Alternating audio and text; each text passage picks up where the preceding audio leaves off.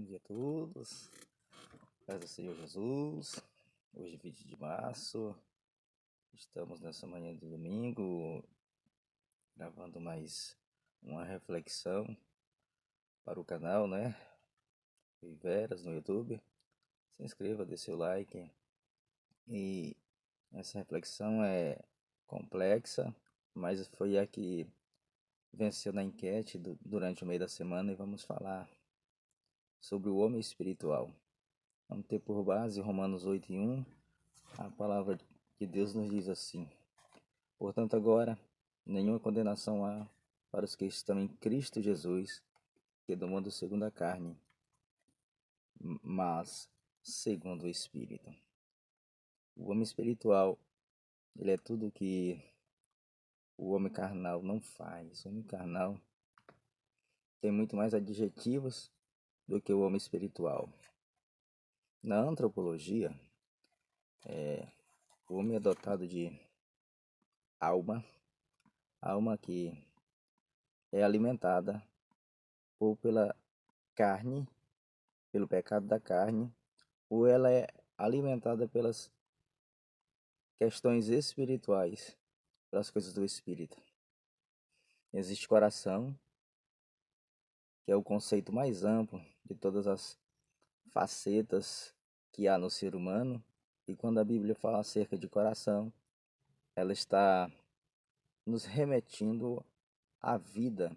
Quase todas as vezes que a Bíblia fala sobre coração, ela está referenciando acerca da vida, da vida como um todo. Fala de mente,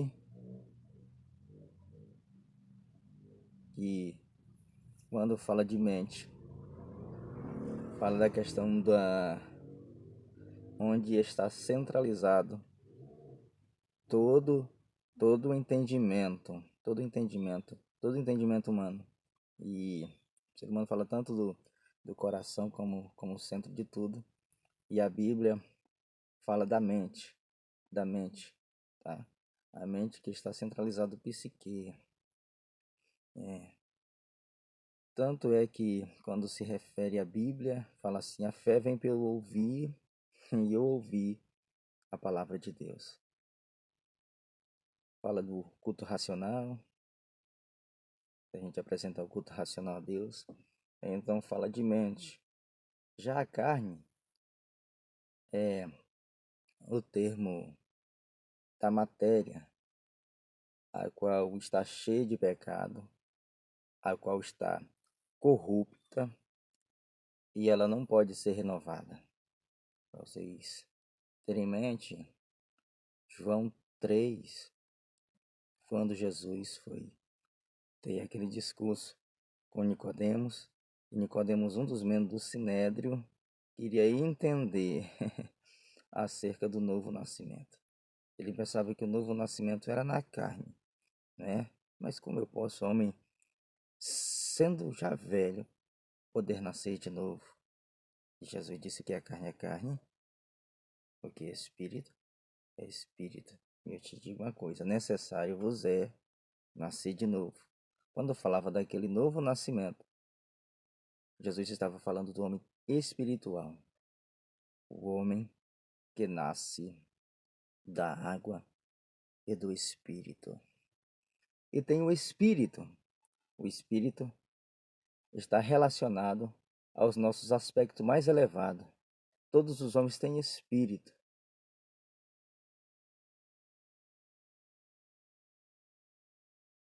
Embora tenha alma, mas o espírito é uma faceta.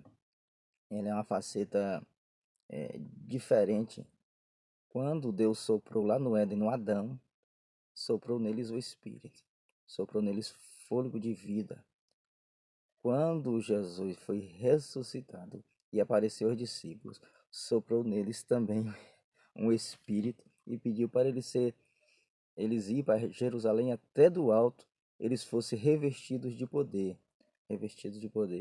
que foi o Espírito Santo.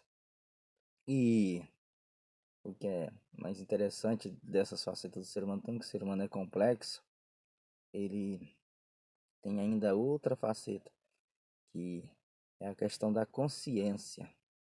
A consciência, embora ela tendo sido afetada devido à queda do homem, ela é uma das facetas do espírito e que dificilmente ela vai estar errada, em que você pode confiar nela, confiar nela. Não todas as vezes.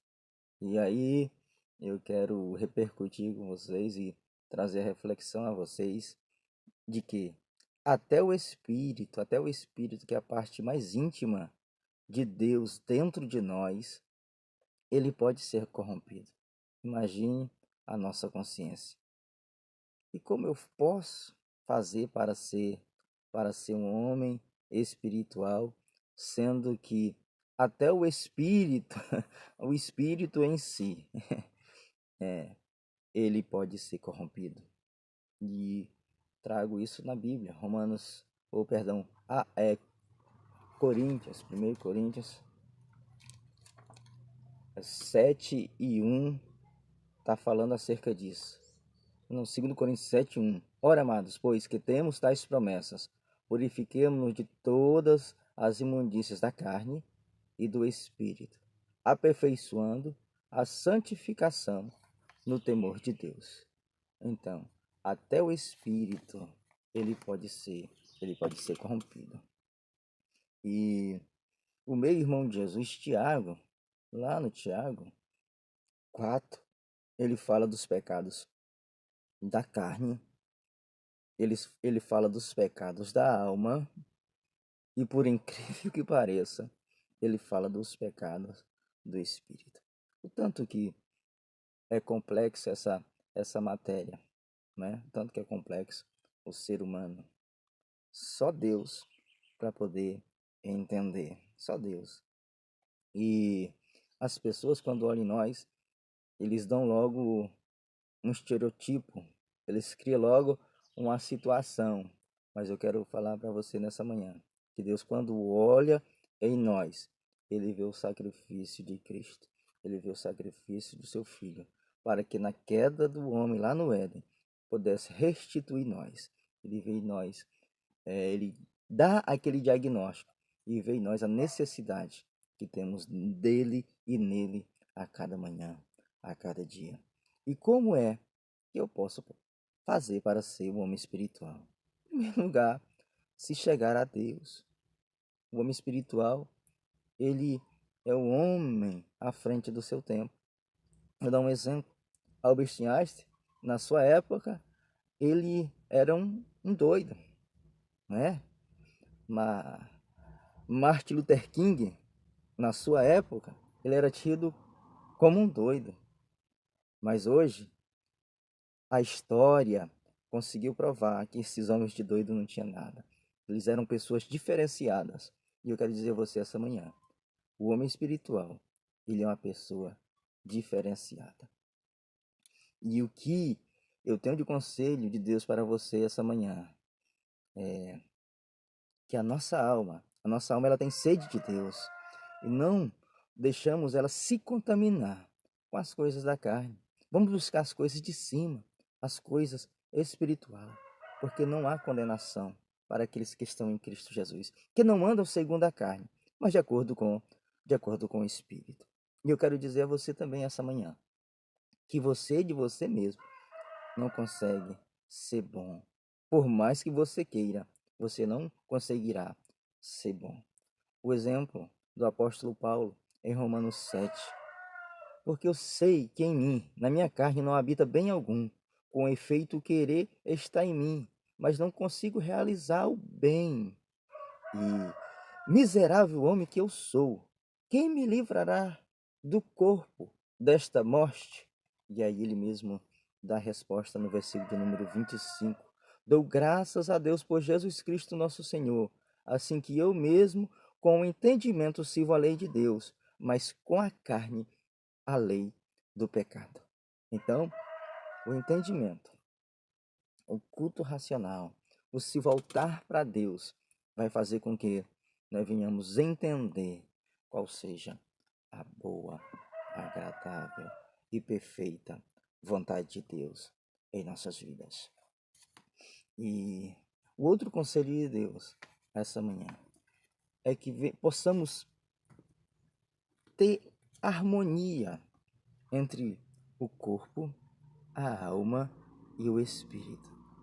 Porque o homem espiritual que vive só no espírito está faltando algo. Ele precisa harmonizar. Um exemplo, nessa pandemia. Essa semana perdemos um irmão em Cristo, cantor Lázaro. E a herança do pecado fez com que ele talvez não viesse resistir o que ele pudesse ter que resistir, embora ficando um mês ou quase um mês internado. Porque antes dele aceitar a Jesus, o seu mesmo testemunho diz que ele acabou com a sua vida no álcool e nas drogas. Então teve a consequência do pecado nisso, atacando o seu corpo, atacando o seu pulmão, atacando, quem sabe, o seu coração. Então não tendo a mesma saúde. E tem pessoas também que nascem no Evangelho, se cria no Evangelho, conhece a verdade, evolui só o espírito e esquece de cuidar da matéria, a carne. A nossa matéria é o lugar onde habita o espírito, é dentro de nós. Então, temos que ter uma alimentação balanceada, fazer exercício físico, cuidar da nossa mente, do nosso psique, para que o homem espiritual possa encontrar liberdade e dentro desse corpo possa encontrar força para estar batalhando as guerras espirituais e vivendo de maneira equilibrada.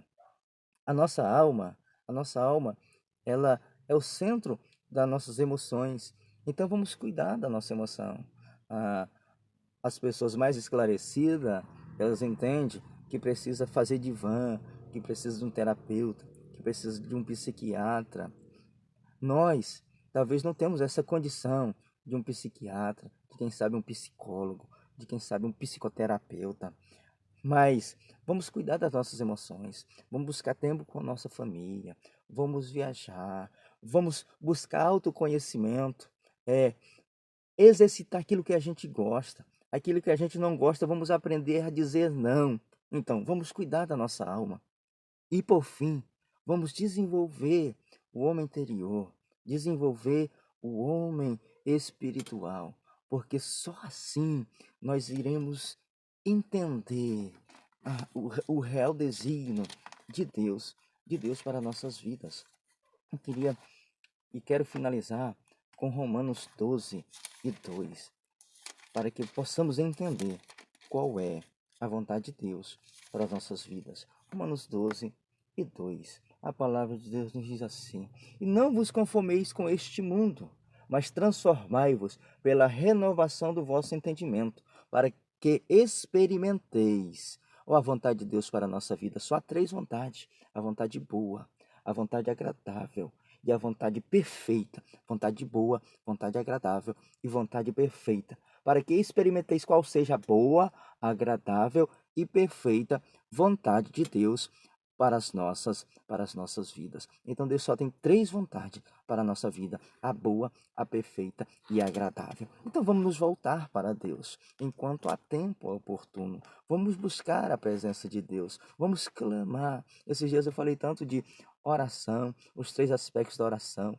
Dei o exemplo da oração dominical. Essa é uma das formas da gente se voltar para Deus, alimentar o nosso espírito, alimentar a nossa alma das coisas de Deus e buscar experiências reais com Deus, porque o homem espiritual, ele é o homem à frente do seu tempo. Que Deus em Cristo nos abençoe e eu agradeço a Deus por mais essa rica oportunidade. Tenham todos um domingo abençoado. Lembre-se, inscreva-se no canal no YouTube, dê seu like. Rui Veras. Deus abençoe a todos.